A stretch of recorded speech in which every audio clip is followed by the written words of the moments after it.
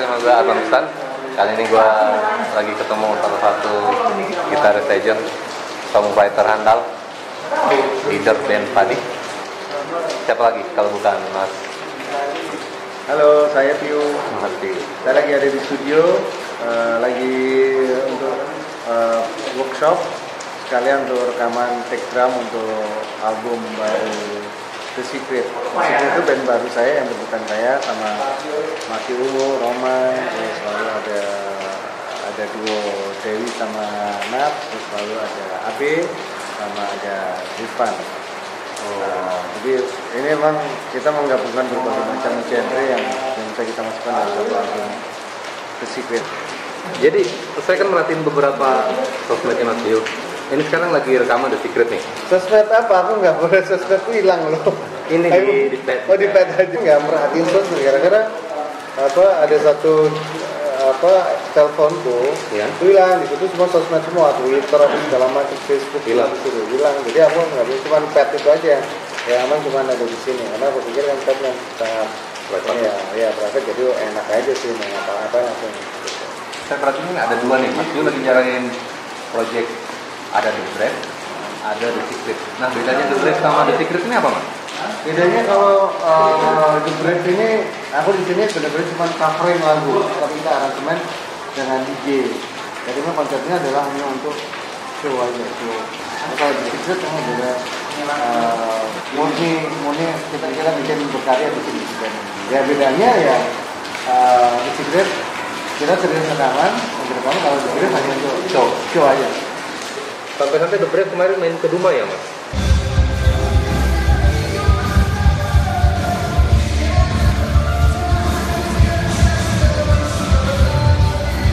Sebenarnya sih kita ini semacam kayak test case sih. Jadi test case kita aja. Ya sebenarnya kan ini adalah project aku sama Maki sebenarnya. Tapi dulu itu udah berapa tahun yang lalu aku ketemu di Jogja waktu itu. Terus kita ini kan udah sama-sama, aku sama Padi udah kayak gitu, ini juga seperti itu. Udah ibaratnya udah sampai kita udah pada titik dimana kita udah bisa mengeksplor semuanya gitu. Terus habis itu ketemu sama Maki. Aku pada saat itu lagi mau pengen serius di another kind of things gitu. Itu yang aktivitas lain di luar musik. Akhirnya Maki bilang gimana kalau bukan gitu. Dia pertanyaan adalah apa sih sebenarnya kita ini kalau nggak kita main musik gitu, apa sih sebenarnya yang mau kita cari? Karena kita ini memang dari dulu kita kan hidupnya kita di musik. Karena jadi dia ngingetin aku bahwa dulu kita main band sama-sama kan dari kecil, karena gitu kan. Dulu aku main band sama dia dari SMA. SMA, habis itu kita pisah, habis itu kita jalan sendiri. Aku sama Pandi, dia sama ini. Nah, ketika kita ketemu, biasanya ketemu sih biasa aja waktu dulu tuh. Tapi ketika itu kita kayak ada satu contemplating gitu. Karena kayaknya kita mau bikin sesuatu aja barang. Yang penting buat kita fun. Akhirnya beberapa tahun kemudian kejadian. Tapi awalnya ke frontman dulu ya? Ya, awalnya yang frontman dulu. Makanya aku itu frontman kan juga sebenarnya project udah jadi, tinggal cari player-playernya aja kan. Udah harusnya kita juga main berapa kali tuh, sampai di Palembang kita berapa kali main Palembang, di Jakarta dan segala macam. Nah itu masih kendala kita. Akhirnya kita masih dualisme nih, masih sama masih jalan. Terus aku juga masih kesibukanku yang solo itu juga masih jalan. Akhirnya sampai tahap kemarin waktu The Brave sama The Secret. Ya udah, kita benar-benar ngelebur nih, benar-benar bikin kolaborasi baru, benar. Aku sama Maki sebagai teman ngeband yang udah lama, kita mau klik lagi. Udah, akhirnya kejadian. Nah, awalnya memang The Brave dulu. The Brave kita project, kita bikin model kayak elektronik gitu, kita bergabung dengan band. Ya. Nah, di sela-sela itu ternyata ada ide gimana kalau kita kasih cewek nih. Ya udah biasa ya. Iya, pas waktu kita lagi mau tour The Brave, aku lagi disibukkan oleh The Best Cuts of You. Iya. Jadi aku lagi tour juga waktu itu. Sukses juga ya albumnya ya? Alhamdulillah 150.000 kopi. Saat industri kopi ini ya. CD. Iya. Terus pas aku lagi tour itu, tiba-tiba ada ide konsep The Secret masuk. Udah, kita coba tuh 6 kota. Iya. Nah, kebetulan memang disupport sama sponsor kan. Support, jadi konsepku diterima. Ini aku perlu punya 2 kali cewek gini. Oh iya udah, tapi lu harus bawainnya ya materinya padi sama ungu ya. Oke, ya udah gitu. Jadi ya nyanyi aku sama cewek 2. Jadi aku nyanyi sebagai duo mereka ya. Itu ternyata jalan selama titik itu. Terus habis itu setelah jalan penonton banyak ada segala macam. Oh gitu ya, gitu. Ya udah lah. Itu baru kepikiran kita bikin album, kita bikin rekaman aja deh. Aku belum dapat kliknya sama sekali. Dapat kliknya sama sekali. Nah, akhirnya baru mulailah persiapan buat The Brief yang beneran tuh.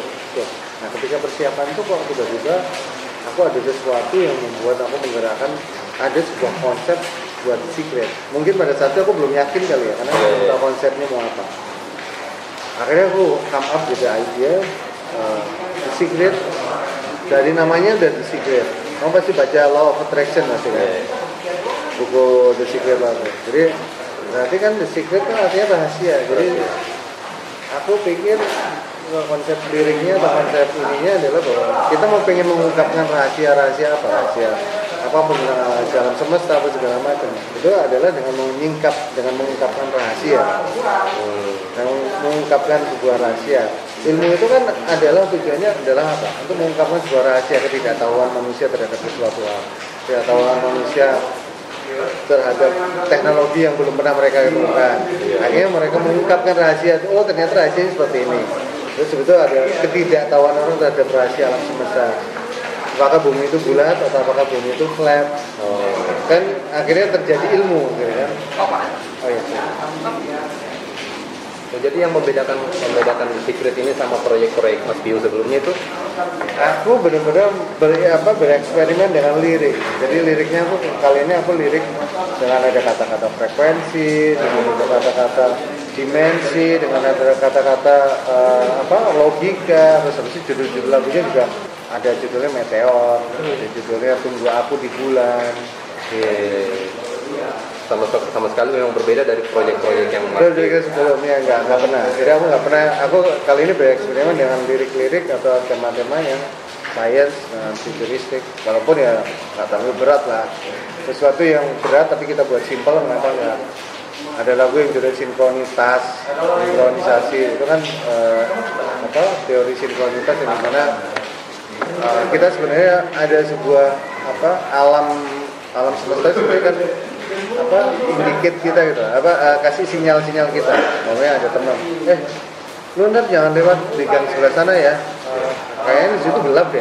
Nah, habis itu ternyata kita tetap lewat situ. Ternyata kita ada musibah di situ, entah spion kita dicuri orang atau entah waktu itu kita ban kita bocor. Sebenarnya itu adalah alam yang ngingetin kita. Nah itu sinkronitas. Nah ketika kita ketemu dengan itu, nah kita bersinkronisasi dengan alam, bahwa apa yang kita gerakan, apa yang kita lakukan itu alam itu support. Kenapa? Karena kita sudah membuka diri kita dengan alam. Ketika ada teman yang ngasih tahu itu sebenarnya alam kan, sebenarnya alam yang memberitahu, memberi sinyal itu melewati teman kita.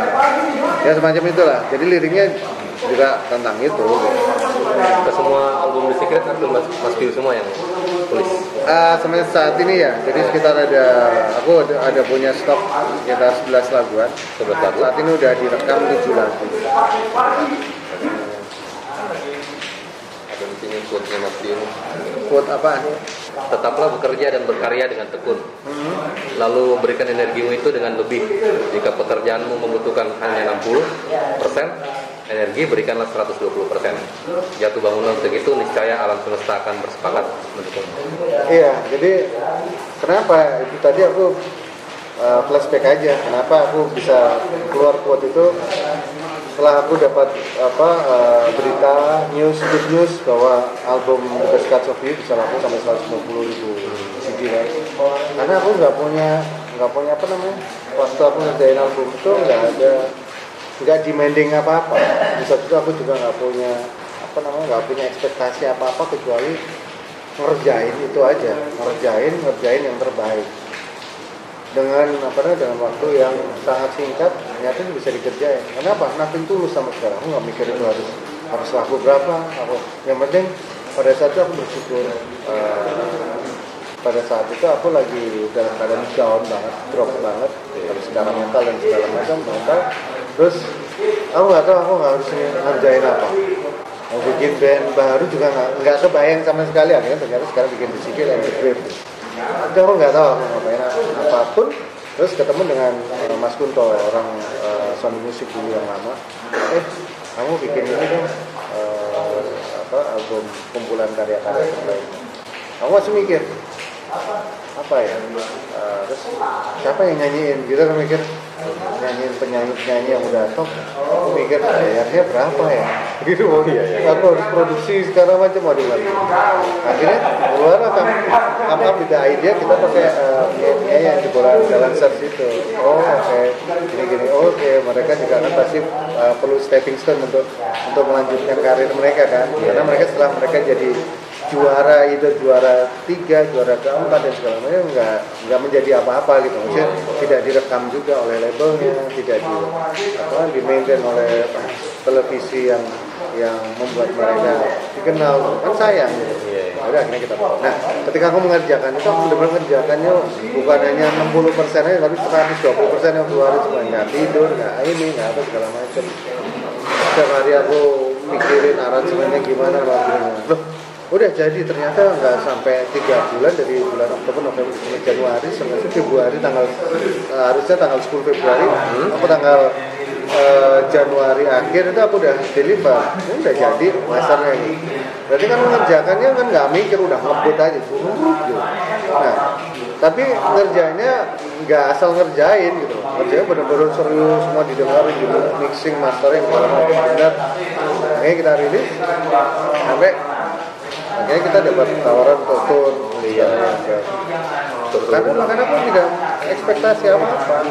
Nah itu tadi, aku mengerjakannya benar-benar dengan 120%. Walaupun sebenarnya ngerjakan dengan 60% bisa pelan-pelan, dipikirin dulu ya, bisa tunggu waktu dia besok deh. Kalau aku waktu ngerjakan itu nggak ada hari ya kosong. Besok bisa rekaman, hari ini bisa rekaman. Siapa yang milih talent-talentnya itu, Mas? Aku sendiri yang milih. Jadi aku lihat dari YouTube dan live streaming segala macam, lihat pokoknya emang dikasih referensi. Ini segala. Oke. Maksudnya yang sini cocok lagu ini. Iya, itu aku. Jadi, ini si Saraja cocok lagu yang rock, yang harusnya panjang-panjang. Yang lagu Barsena lagu rapuh. Dia cocok nih. Di lagu ini pasti bakal cocok. Ngomong soal lagu Rapuh Barsana, tadi barusan dapat penghargaan ya? Tadi apa kemarin ya? Kemarin. Kemarin apa tuh? Barsana dapat penghargaan dari East FM Award 2016 itu sebagai pendatang baru terbaik untuk lagu Rapuh, Damn Good Song.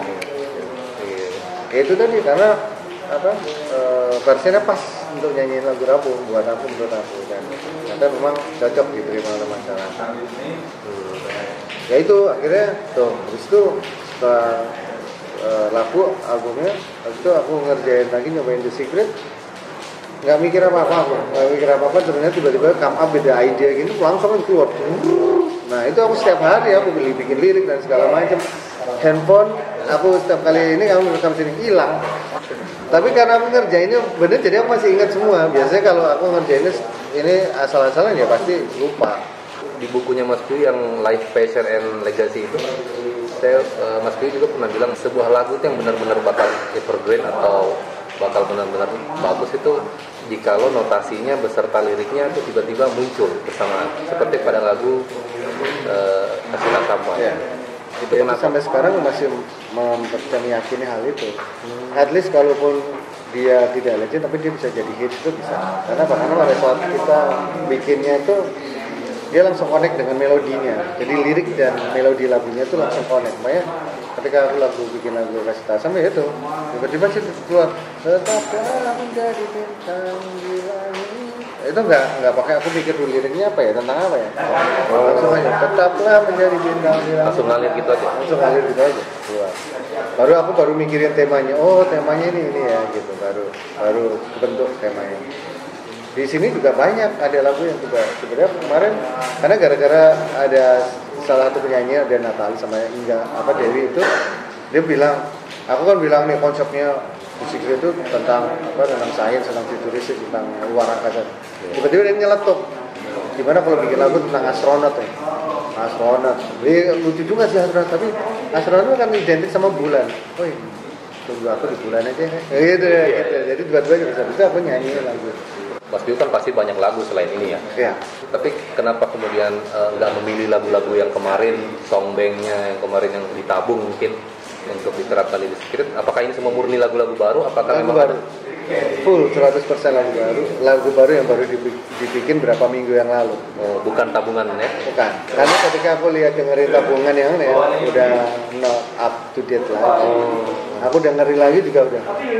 Walaupun aku bilang aku punya 600 lagu, tapi ketika aku dengerin, aduh, ini kayak zaman awal-awal padi deh, ini kayak gitu. Nah, memang waktu itu juga setiap hari bikin lagu gitu. Tapi ketika dengerin ya juga nggak update sekarang gitu loh maksudnya. Berarti lagu itu ada masanya maksudnya. Notasi itu ada. Iya, kalau notasi itu ada masanya kalau menurut aku ya. Notasi ada masanya dan notasi itu ada expire-nya kalau aku lihat. Expire-nya. Kecuali yang memang udah kita rekam, udah jadi sesuatu dan memang terbukti itu akan jadi hits gitu. Kecuali ruh kita ataupun soul kita ketika kita mendengarkan lagu itu kembali itu ini apa namanya? Masuk. Jadi ini melodi lagu itu tahun 2000-an gitu ya.